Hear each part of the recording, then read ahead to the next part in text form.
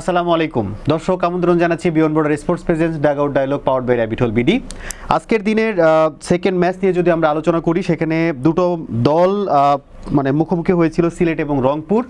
এবং আমাদের previous analysis একটা আমরা প্রিডিক্ট করছিলাম যে ম্যাচটা অ্যাটলিস্ট একটা কম্পিটিটিভ একটা ম্যাচ হতে যাচ্ছে। এই ম্যাচটা কি আসলে কম্পিটিটিভ ম্যাচ হলো কি না হলো সেটা নিয়ে জানার জন্য আমরা যেতে চাই সার্টিফাইড পারফরমেন্স অ্যানালিস্ট আহমেদ রজন প্রতীক ভাইয়ের কাছে।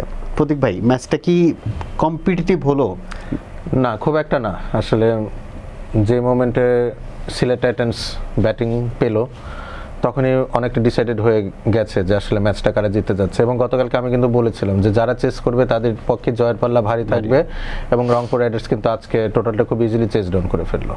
মাঝখানে একটা সময় আমরা দেখছিলাম যে পরপর 2-3টা উইকেট পড়লো, এবং যখন আমরা দেখছিলাম যে সাইম আইয়ুবের কিছু বল কিন্তু বেশ টার্ন করছিল, কাইল মার্কস কিন্তু খেলতে খুব ঝামেলা পোহাচ্ছিলেন। তো এই জায়গা থেকে এবং মাঝখানে যখন 2টা উইকেট পড়লো, 3টা উইকেট পড়ে গেল, এমনকি 4th উইকেট পড়ার পরে যখন আমরা মাহমুদুল্লাহ এবং খুশদিল শাহ লাস্টে এসে যখন ম্যাচটা বের করে নিলেন, এর আগ পর্যন্ত কিন্তু একটু দোলাচাল ছিল। কারণ কি আমরা যতই জানি ফাহিম আশরাফ কিংবা নুরুল হাসান সোহান ব্যাটিংয়ে আসবেন, তারপরেও যখন মোটামুটি 10 করে রান রেট ছিল, এই সময়টা একটু হইলো কি মনে হচ্ছিল যে ম্যাচটা কোনো না কোনোভাবে সিলেটের পক্ষে যাচ্ছে। দেখেন, আজকে তো অপোনেন্ট ডিফারেন্ট। গতকালকে রাজশাহীর সাথে খেলা হয়েছে, সেখানে বিনোরা ফার্নান্ডে এবং রিপন মন্ডল দুজনে খুবই কোয়ালিটি ডেথ বোলার ছিল।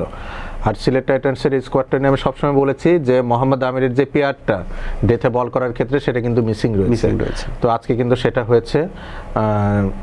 রংপুর রাইডার্স চেষ্টা করেছে ম্যাচটাকে ডিপ নেওয়ার, এবং পরবর্তীতে কিন্তু আসলে আমরা দেখেছি যে মোহাম্মদ আমিরকেও খরচে হতে, কজ উনি জানতেন যে অপর পাশ থেকে তাকে যোগ্য সাপোর্ট দেওয়ার কেউ নাই। তো উনি একটু এফোর্ট বেশি দিতে চেয়েছেন, কিছু এরাটিক ডেলিভারি করেছেন, সেগুলো তো বাউন্ডারি কনসিডার হয়েছে। তো এই টুর্নামেন্টকে সিলেটকে যদি ফার্দার প্রসিড করতে হয়, ফার্স্টে ব্যাটিং করলে তাদের এই যে টোটালটা ডিফেন্ড করার ক্যাপাবিলিটিটা একটু কম আমার মনে হচ্ছে। ভাইরাস যদি তারা চেস ডাউন করে, সেক্ষেত্রে এটা বেশ কোয়ালিটি একটা সাইড। তো আপনি তো প্রতিটা ম্যাচে টস নিজের মতো করতে পারবেন না, তো আপনাকে দুদিক থেকে আসলে শক্তিমত্তাটা বজায় রাখতে হবে, এবং এখানে সিলেট টাইটান্সের কাজ করতে হবে। দর্শকদের জানিয়ে দিতে চাই, প্রথমে ব্যাট করে আমরা সিলেটকে দেখেছি 144 রানে 8 উইকেটে তারা 8 রান সংগ্রহ করে, এবং জবাব দিতে নেমে 145 রান করে 4 উইকেটের বিনিময়ে। এবং আমরা যদি একটু দর্শকদের বলতে চাই, সেক্ষেত্রে বাংলাদেশ টিমের আফিফ হোসেন আজকে একটা ভালো ক্যামিও দেখিয়েছেন, 46 রান করেছেন 31 বলে। এবং ইথান ব্রুকস আসলে দলের পক্ষে সেকেন্ড হাইস্ট রান গেটার, যিনি 30 বলে 32 রান করেছেন। কিন্তু সব কিছু ছাপিয়ে মাহমুদুল্লাহ রিয়াদ, আমরা যতই বলি না কেন, লিটন দাসের একটা 25 বলে 35 রানের রান ছিল, তারপরে হচ্ছে যদি বলি রাবিদ মালানের রান ছিল, এছাড়া টুকটাক অনেকেরই ছোটোখাটো স্কোর আমরা দেখেছি। কিন্তু এই বুড়ো বয়সে Mahmudullah Riyad man of the match. এবং যে সময়টা একটু আমি বলছিলাম যে দোলাচালে ছিল, যে কি হচ্ছে এরকম টাইপের অবস্থায়, উনি এমনভাবে ম্যাচটাকে বের করে নিলেন। This is the experience person, experienced, এবং মেহেদী হাসান মিরাজের ক্যাপ্টেন্সিও তাকে কিছুটা হেল্প করেছে। But it was on the cards, যেহেতু মাহমুদুল্লাহ রিয়াদ গতকালকে ম্যাচটা বের করতে পারেননি, এটা নিয়ে বেশ কিছু সমালোচনা হয়েছে। তো আজকে উনি পারফর্ম করবেন এটা অনেকটা অনুমেয় ছিল। আর আমি একটা কথা বলছিলাম যে মাহমুদুল্লাহ রিয়াদকে একটু উপরে ব্যাট করা, আজকে সোহানের আগে তাকে প্রমোট করা হয়েছে, দেখেন উনি কিন্তু ম্যাচটা বের করে এনেছে। তো আমি এটাই গতকালকে বলছিলাম যে উনি জানেন যে এই ধরনের সিচুয়েশনে ম্যাচটা কিভাবে বের করে আনতে হয়, এবং খুশদিল শাহ আসলে পাশাপাশি তাকে যোগ্য সঙ্গ দিয়েছেন। আমি ভয় পাচ্ছিলাম যে নুরুল হাসান সোহান আবার ব্যাটে আগে নেমে যায়, আগে নামলে আজকেও হয়তো কোনো একটা ডিজাস্টার রংপুর রাইডার্সের জন্য অপেক্ষা করতো। আমরা জানি না টি-20 সার্কিট ঘোষণা করার পরে আসলে আমরা ওনাকে টিমে দেখছি কিনা, সেটা আসলে আগামীকাল হয়তো আমরা জানতে পারবো। যে উনি টিমে থাকুক না থাকুক, ওনার যে ঘাটতি রয়েছে সেটা তো ঘাটতি থেকে যাবে। আমাদের কাজ হচ্ছে একটা প্লেয়ারের শক্তিমত্তা ঘাটতি নিয়ে কথা বলা। নুরুল হাসান সোহান ভালো করলে নিশ্চয়ই আমরা তাকে নিয়ে ভালো কিছু বলবো, অবশ্যই, যেহেতু উনি ন্যাশনাল টিমকে রিপ্রেজেন্ট করেন। আমরা তো চাই সবাই ভালো করুক। তো এখন যদি ভালো না হয়, ভুল কোথায় হচ্ছে, কেন হচ্ছে, সেটা নিয়ে তো কথা বলতে ডেফিনেটলি। বাট ওনার রিপ্লেসমেন্ট কি আসলে বাংলাদেশ টিমে নেই, এরকম কিছু মনে হচ্ছে? রিপ্লেসমেন্ট আছে, এখন কথা হচ্ছে যে বিসিবি কিভাবে দেখছে। আমি তো সবসময় বলি যে সাইফুদ্দিনকে উপরে ব্যাট করানো হোক, তাহলে উনি একজন অপশন হতে পারেন। সাব্বির রহমানকে দেখেও আমরা দেখার চেষ্টা করছি না, এবং উনি হয়তো আজকে এটা শেষ সুযোগ ভেবে একটু বেশি অ্যাগ্রেসিভ হইতে ব্যাটিং করতে গিয়েছেন। উনি যদি জানতেন যে উনি মোটামুটি কনফার্মড, তাহলে হয়তো এরকম শট খেলে তাকে আউট হতে দেখতাম না আমরা।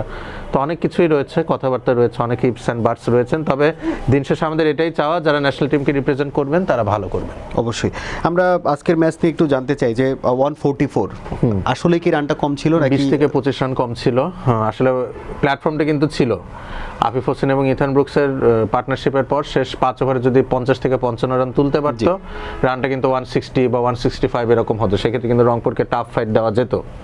তো আসলে মুস্তাফিজুর রহমান এবং ফাহিম আশরাফ, তারা দুজন আসলে দুর্দান্ত বোলিং করেন এবং যে কাঙ্ক্ষিত স্কোরটা সেটাতে আসলে সিলেট টাইটান্স পৌঁছাতে পারেনি। এবং এই যে আমি বলেছি যে এই টিমের ফায়ার পাওয়ার অনেকটা নির্ভর করে ওমার জায়ের উপর। লাস্ট দিন ওমার জায় ভালো করেছেন, রানটা 160-এর উপরে গিয়েছে, আজকে করেননি, আটকে গেছে। তো ওমার জায়ের উপর খুব বেশি ডিপেন্ডেন্সি আমার মনে হচ্ছে মিডল অর্ডার।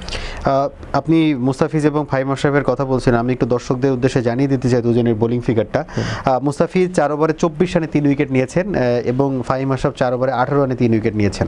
এবং আমি একটু ইন্টারাপ্ট করে, মুস্তাফিজুর রহমান আজকে রাউন্ড দ্য উইকেট থেকে লেফট হ্যান্ডেড ব্যাটারের উইকেট। গতকালকে আমি ওনাকে একটু ক্রিটিসাইজ করছিলাম, বাট ইয়েট তার আগে ডেলিভারিটাতে কিন্তু আফিফ হোসেন বাউন্ডারিও মেরেছেন। তো আমার মনে হয় যে ওনার যে ক্যালিবার রয়েছেন, still he is a better bowler while bowling over the wicket. আমরা একবারে শেষ পর্যায়ে আপনার কাছে জানতে চাই যে এই ম্যাচে আপনার কাছে ফাইন্ডিংসের জায়গাগুলো যদি বলেন একবারে জানতে চাই, এবং দুই দলের কি কি ওভারকাম করা উচিত সেটা একটু যদি বলেন।